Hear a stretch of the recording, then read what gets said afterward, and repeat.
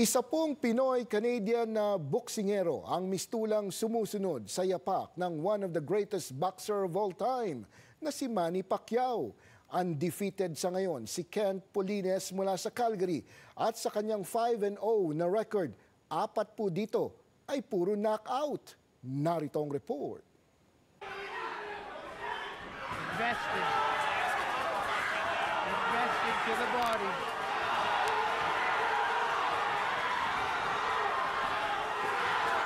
Nito lamang ika-4 ng Oktubre nang huling lumaban ang Pinoy-Canadian na si Kent Polines sa boxing match na ito sa Calgary laban kay Matias Medina ng Argentina. Inihinto na ang laban pabor kay Polines, lalo't duguan na ang mukha ng Argentinian boxer. And the corner has waved it off. A stoppage victory for Kent Polines.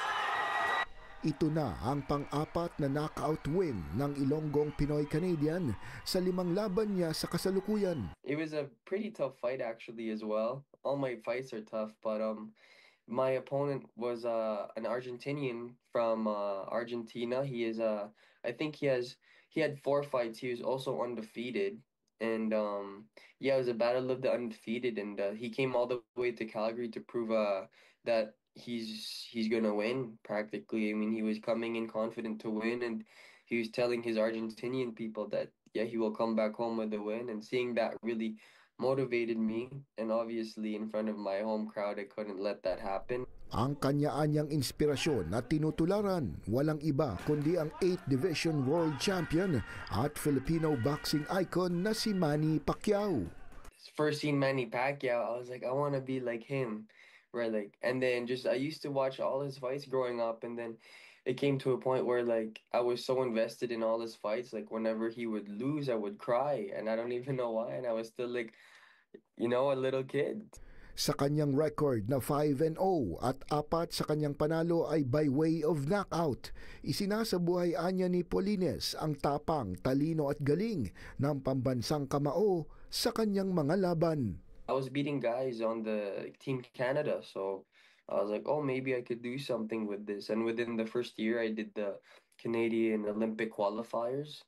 So I did qualify for the Olympics within my first year of training. So I was like, okay, I can make something out of this.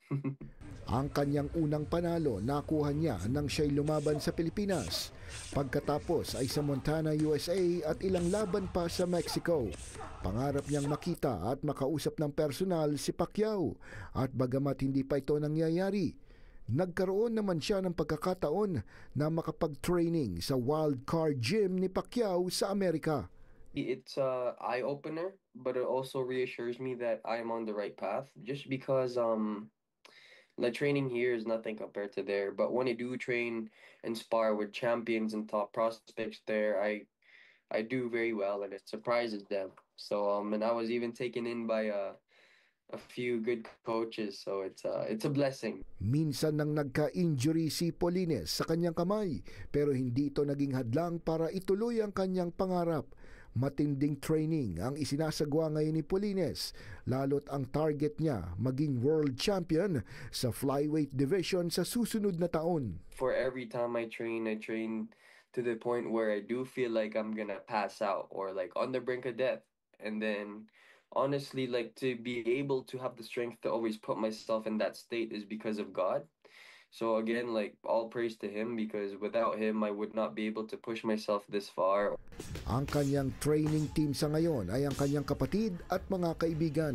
Nagsimulaan niya ang kanyang boxing training sa panonood lamang kay Pacquiao at iba pang video sa YouTube. Pero kung may mga boxing promoter o manager na susugal sa kanya, may potensyal naman daw ang 25 taong gulang na Pinoy-Canadian boxer na maging kampiyon sa loob ng ring. This is my life. I eat, sleep, and breathe boxing. From the moment I open my eyes, I box, till I close them, I box. Propesyon na ni Polines ang pagboboxing. Trainer din siya sa ilang boxing gym sa Alberta, at bagamat born and raised sa Canada, sa kanyang bawat laban, bandila ng Pilipinas ang dinadala ni Polines. The big reason as to why I'm in the ring and why I'm fighting is because of the blood that I have that's running through my veins. I'm very proud to carry the nation of Philippines behind my back and in my blood. So I'm very proud, right? So maraming salamat. Pinaplano ngayon ang isa pang laban ng Pinoy Canadian sa Mexico ngayong Nobyembre bago ang posibleng world title bout sa isang taon na inaasahang tulad ni Pacquiao magbibigay rin ng karangalan sa mga Pilipino lalo na sa mga kababayan dito sa Canada.